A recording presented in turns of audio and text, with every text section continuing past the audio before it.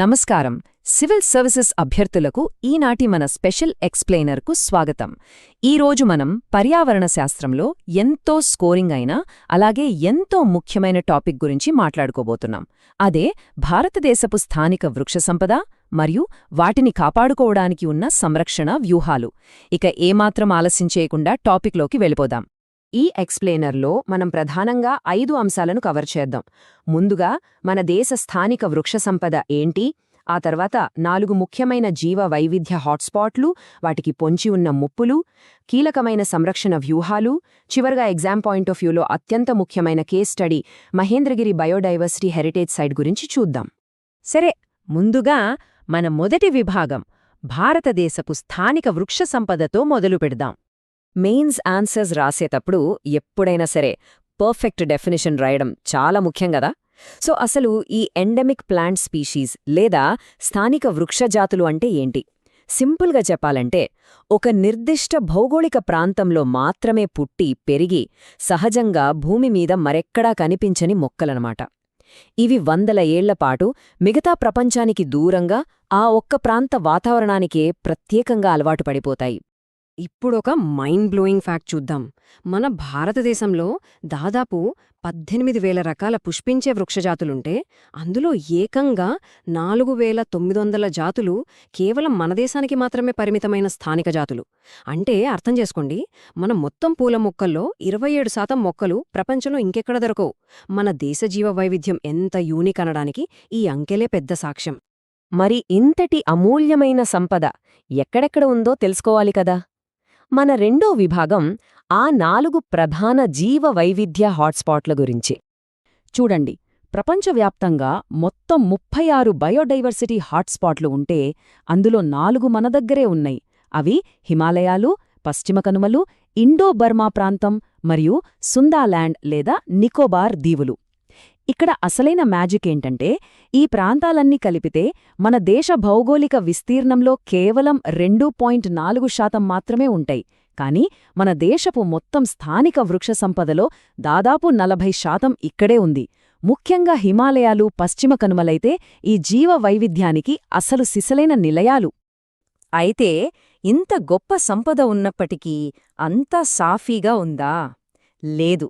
అదే మన మూడవ విభాగం, పర్యావరణ మరియు ఆర్థిక ముప్పులు. ఇక్కడ మనం గమనించాల్సిన ఒక భయంకరమైన నంబర్ 500. అవునండి, international union for conservation of nature, అదేనండి IUCN అంటాం కదా, వాళ్ల తాజా డేటా ప్రకారం మన దేశంలోని 500కు పైగా స్థానిక వృక్ష జాతులు అంతరించిపోయే ప్రమాదంలో ఉన్నాయి. దీనికి కారణం మనుషులు సృష్టిస్తున్న విపరీతమైన ఒత్తిళ్లు. ఈ ముప్పులు ఎక్కడ్నించొస్తున్నాయో ఈ డేటా చూస్తే మీకు క్లియర్గా అర్థమవుతుంది. అన్నిటికంటే పెద్ద విలన్ హ్యాబిటాట్ లాస్, అంటే ఆవాసాల నష్టం. అడవులను నరికేసి వ్యవసాయ భూములుగా, కాంక్రీట్ జంగిల్స్గా మార్చేయడం వల్ల ఏకంగా 45% నష్టం జరుగుతోంది. గత 50 ఏళ్లలో మనం 30% అటవీ విస్తీర్ణాన్ని కోల్పోయామంటే పరిస్థితి ఎంత తీవ్రంగా ఉందో అర్థం చేసుకోవచ్చు. ఆ తర్వాత మొక్కలను ఇష్టమొచ్చినట్లు పీకేయడం వల్ల 25%, వాతావరణ మార్పుల వల్ల 15%. ఇలా ల్యాంటానా లాంటి ఇన్వాసివ్ జాతులు, కాలుష్యం అన్నీ కలిపి ఈ అరుదైన మొక్కల మనుగడను ప్రశ్నార్థకం చేస్తున్నాయి. మరి ఈ సమస్యల్నుంచి బయటపడాలంటే మన దగ్గరున్న ప్లాన్ ఏంటి? దానికి సమాధానమే మన 4వ విభాగం, కీలక సంరక్షణ వ్యూహాలు. సాధారణంగా ఈ సంరక్షణలో మనకి 2 ప్రధాన పద్ధతులుంటాయి. ఒకటి ఇన్సిటు, రెండోది ఎక్సిటు. ఇన్సిటు అంటే మొక్కలను అవి పుట్టి పెరిగిన ఆ సహజ అడవుల్లోనే, అంటే నేషనల్ పార్కులు, వైల్డ్ లైఫ్ శాంక్చురీల ద్వారా కాపాడటం. మన దేశంలో ఇలాంటివి 104 జాతీయ పార్కులు, 551 అభయారణ్యాలు ఉన్నాయి. ఇక ఎక్సిటు అంటే బయట నుంచి తీసుకొచ్చి బొటానికల్ గార్డెన్స్, జీన్ బ్యాంకులలో భద్రపరచటం. ఉదాహరణకు మన national bureau of plant genetic రిసోర్సెస్లో భవిష్యత్తు కోసం 90,000కు పైగా జన్యువులను భద్రపరిచారన్నమాట. చట్టాల పరంగా చూస్తే 2002లో వచ్చిన బయలాజికల్ డైవర్సిటీ చట్టం చాలా పవర్ఫుల్. ఈ చట్టం ఏం చేస్తుందంటే అట్టడుగు స్థాయిలో, అంటే ప్రజల భాగస్వామ్యంతో పర్యావరణాన్ని రక్షిస్తోంది. జీవ వైవిధ్య నిర్వహణ కమిటీలను ఏర్పాటు చేసి పీపుల్స్ బయోడైవర్సిటీ రిజిస్టర్ల ద్వారా ఏకంగా 28 రాష్ట్రాల్లో 2,50,000కు పైగా జాతులను డాక్యుమెంట్ చేస్తోంది. ఇది నిజంగా ఒక గేమ్ చేంజర్ అని చెప్పాలి. ఇప్పుడు మనం ఒక ప్రాక్టికల్ ఎగ్జాంపుల్ చూద్దాం. ఎగ్జామ్స్కి చాలా అవసరమైన మన 5వ విభాగం Mahendragiri biodiversity heritage site case study. మనం ఇందాక మాట్లాడుకున్న చట్టాలు గ్రౌండ్ లెవెల్లో ఎలా పనిచేస్తాయో చెప్పడానికి ఇదొక బెస్ట్ ఎగ్జాంపుల్. నవంబర్ 2022లో ఒడిశా అటవీ మరియు పర్యావరణ శాఖ మహేంద్రగిరి కొండను కాపాడుతూ జారీ చేసిన అఫీషియల్ నోటిఫికేషన్ ఇది. పర్యావరణ పరిరక్షణలో ఇదొక చారిత్రాత్మక నిర్ణయమని చెప్పొచ్చు. ఈ నోటిఫికేషన్ వెనుకున్న పవరేంటో తెలుసా? ఇందాక మనం చెప్పుకున్న 2002 బయోడైవర్సిటీ చట్టంలోని సెక్షన్ 37. స్థానిక సంస్థల సహాయంతో పర్యావరణపరంగా ఇంతటి ప్రాముఖ్యత ఉన్న ప్రాంతాలను జీవ వైవిధ్య వారసత్వ ప్రదేశాలుగా అంటే బయోడైవర్సిటీ హెరిటేజ్ సైట్స్గా ప్రకటించే అధికారం రాష్ట్ర ప్రభుత్వాలకు ఈ సెక్షన్ ఇస్తుంది. ఇప్పుడు ఈ ప్రాంతాన్ని ఒక్కసారి ఊహించుకోండి. దాదాపు 4250 హెక్టార్ల భారీ విస్తీర్ణమిది.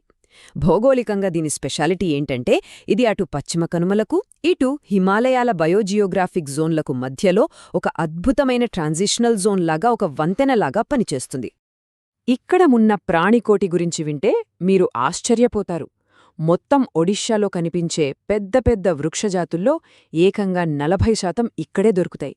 దాదాపు 1358 రకాల మొక్కలు, అందులో డైమెరియా మహేంద్రగిరియేన్సిస్ లాంటి 5 స్థానిక వృక్షజాతులు ఇక్కడ ఉన్నాయి. కేవలం చెట్లే కాదు, ప్రకృతితో మమేకమై జీవించే సవారా మరియు కొంధ్ లాంటి ప్రత్యేక గిరిజన తెగలకు ఇది సొంత ఇల్లు. వీళ్లకున్న అపారమైన సాంప్రదాయ విజ్ఞానమే ఈ అడవికి శ్రీరామరక్ష. సో ముగించే ముందు మీకోసం ఒక ముఖ్యమైన ప్రశ్న. ఈ బయోడైవర్సిటీ హెరిటేజ్ సైట్లను కాపాడుకునే క్రమంలో ఆధునిక ప్రభుత్వ విధానాలకు, సవారా, కొంద్ లాంటి గిరిజన తెగల దగ్గరున్న ప్రాచీన సాంప్రదాయ జ్ఞానానికి మధ్య మనం ఎలా ఒక వారధిని నిర్మించగలం? ఈ రెండింటినీ సమన్వయం చేసుకుంటేనే కదా నిజమైన పర్యావరణ రక్షణ సాధ్యమవుతుంది. దీని గురించి కాస్త లోతుగా ఆలోచించండి. ఇది మీ ఎస్సే రైటింగ్కి కూడా చాలా ఉపయోగపడుతుంది.